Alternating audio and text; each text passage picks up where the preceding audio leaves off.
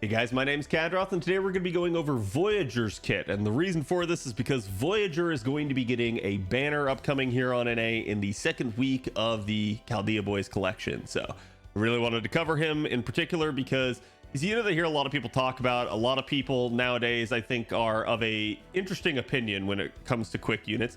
A lot of people would tell you that quick is sort of behind the eight ball as a system and that it's not the best. And while I will agree that the quick system is certainly not the most capable of systems, I think it gets largely a bad rap, and it's still a really capable system. So don't write it off. Again, I think as far as accounts go, your best course of action is still to invest in all three card types. And I think eventually when quick does get its buffs down the line, you'll benefit from that if you've been working on it ahead of time rather than trying to react to it. So again, don't necessarily write quick off, and just because Voyager is a quick unit doesn't mean Voyager can't be useful in other ways. So let me talk about this here for you guys real quick. Just starting out here with this analysis. Again, Voyager has about 10k attack. This is fairly low for a 5-star.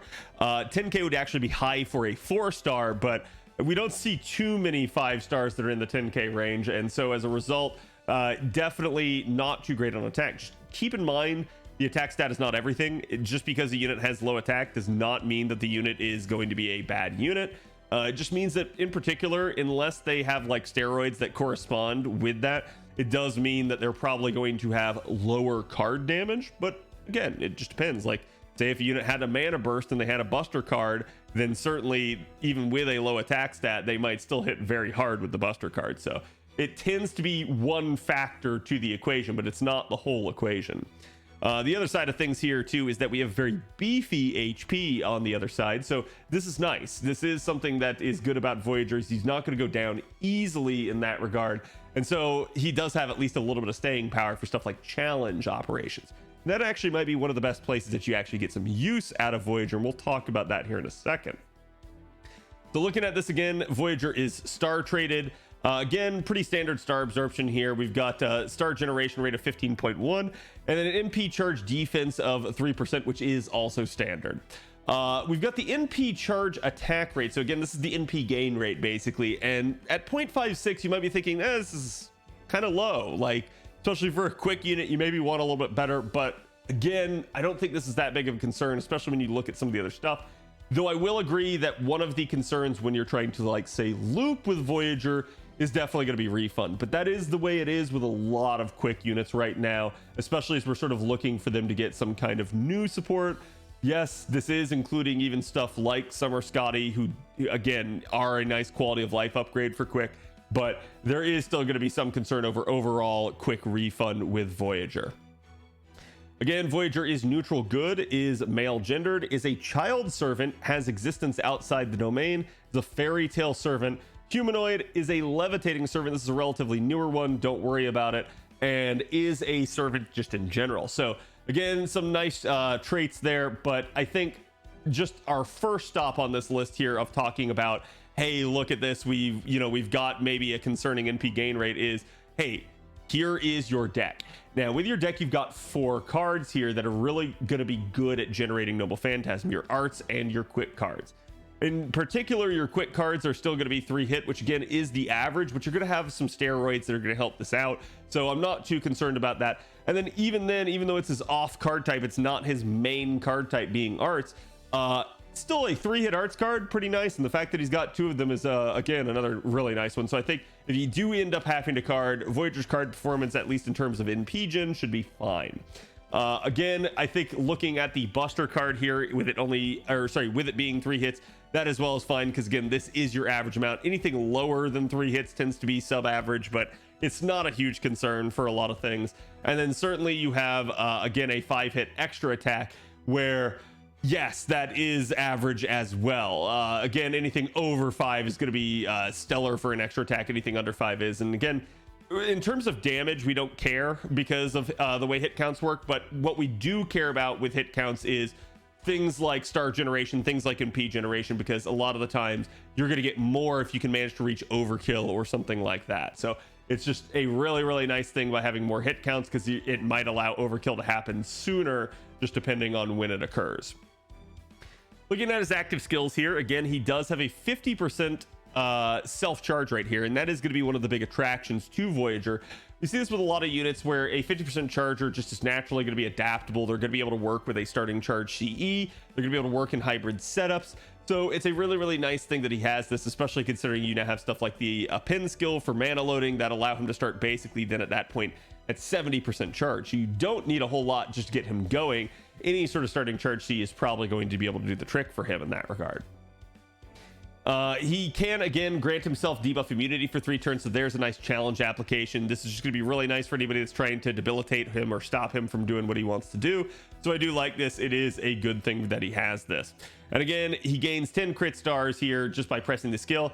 This may be an interesting one. You maybe not would want to like strategize when you actually got the stars, but sadly it's tied to the charge skill, so that's gonna probably take priority in most circumstances. But still, it is a really another nice thing to have, especially since Voyager's probably not going to be too crazy on star gen, but still a pretty decent one being a quick NP.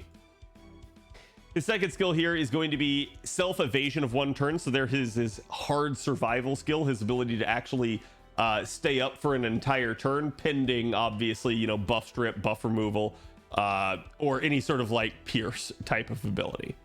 And then he increases his own quick performance for 3 turns. This is nice, but it's only a 20% steroid at max. But then he also is going to reduce one enemy's quick resistance for 3 turns of an additional 20%. So the way to think about this would be that this would almost be a 40% quick steroid here for 3 turns. And you might be thinking like, oh, okay, that doesn't sound bad. The issue that I have with this is if we're not in a challenge environment, if we're not hitting the same unit with break bars over and over again, that all of a sudden this aspect of the skill goes out the window. So a lot of how you're going to be operating him in a sort of farming setup is that you're either going to delay using this skill, or if refund is a concern, you're going to have to pop this skill early, which then means that you lose out on the sort of secondary aspect because it's not going to get carried to the next wave of enemies. So that is one of the concerns that I have with any sort of resist type down, and that's something I really want to see obviously them fix. It's something I've talked about for a long time, but you will see it does get addressed. So then we get to the third skill here, and again, I'll start out here with the original version of the skill. It's Protection of World's End. It increases one ally's critical star absorption for 1 turn by 600%. This is a fairly good amount, but it's not going to be enough for units like, say, Berserkers or Avengers that typically have really low star gather rates. Is one of their concerns there.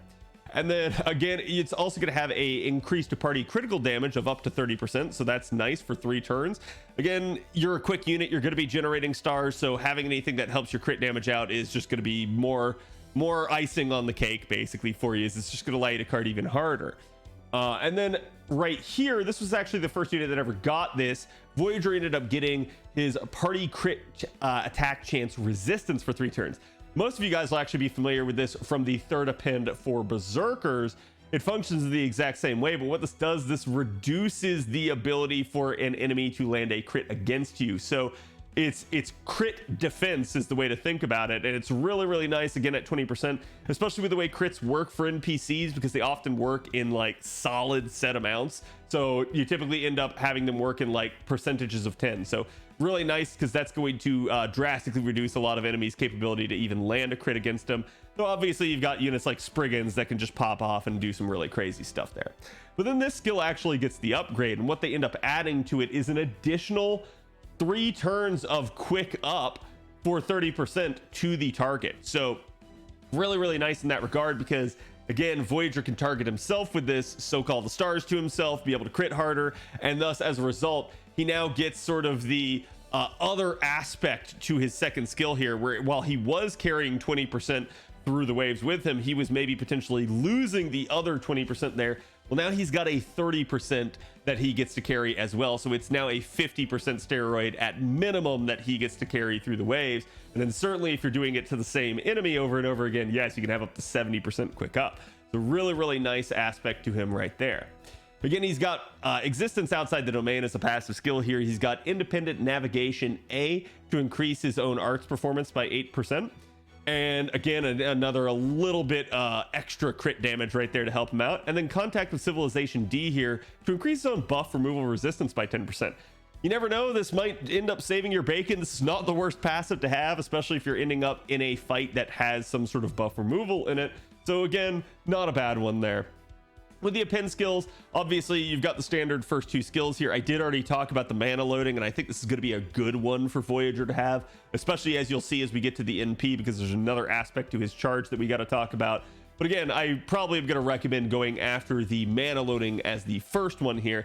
And then his third skill here is anti-lancer attack damage aptitude. Not really too good of a third append. There's no real synergy in his kit anywhere, so it's only going to be if you're using him in a sort of neutral situation, or maybe in some sort of challenge in which it's a boss gauntlet. But I would tell you to probably go after the second skill, then the first skill, then the third skill in order of importance of those appends. But again, that's going to depend on your coin situation. So we get to the Noble Phantasm, and again, his Noble Phantasm is an AoE 5-hit quick NP. Now, it's going to deal damage to all enemies, and then it's going to deal super effective damage to any enemy that is Sky attribute, so that's another really nice one to him. And then he's going to, after the damage goes out and the NP charge is used, he's going to then charge the entire party's gauge by 20%. A lot of you guys should be familiar with this sort of aspect from a unit like, say, Da Vinci Rider. It's a really, really nice thing to have, especially in a scenario in which you're looping or you're needing to charge multiple units at a time. Voyager is going to be really nice in those hybrid setups for this, because Voyager is going to enable the supports as well as maybe even another damage dealer to be able to get to their NP due to having stuff like that. On top of that, if the unit that's accompanying them is a living human traded ally, then they will also get an additional 10% on the back end of that, so they can get up to 30% there just off of 1 NP. So it's really, really nice with the correct units in play. But again, you'll just have to look at that if you want to see. And then on top of that, Voyager has an overcharge effect that, while it only lasts 1 turn, is a damage dealing overcharge. So certainly putting him later in a chain of NPs or getting him an overcharge buff, just going to help him out, just going to make him deal more damage as he gets 20% NP damage up there. And again, this is something that can scale if you're using him with, again, someone like Oberon or something like that, someone that has the ability to boost. So really, really nice aspect to him. And again, I think Voyager is not a unit you guys should write off. He might not be the hardest hitting in terms of damage. He might not be the best looping because he's a quick unit, but don't worry too much about that, because again, he's still a pretty solid unit overall, especially in a sort of more knockdown, drag out, or hybrid type of situation. So again, I think Voyager's a pretty good one. Let me know what you guys think in the comments below, and I'll see you guys for the next one.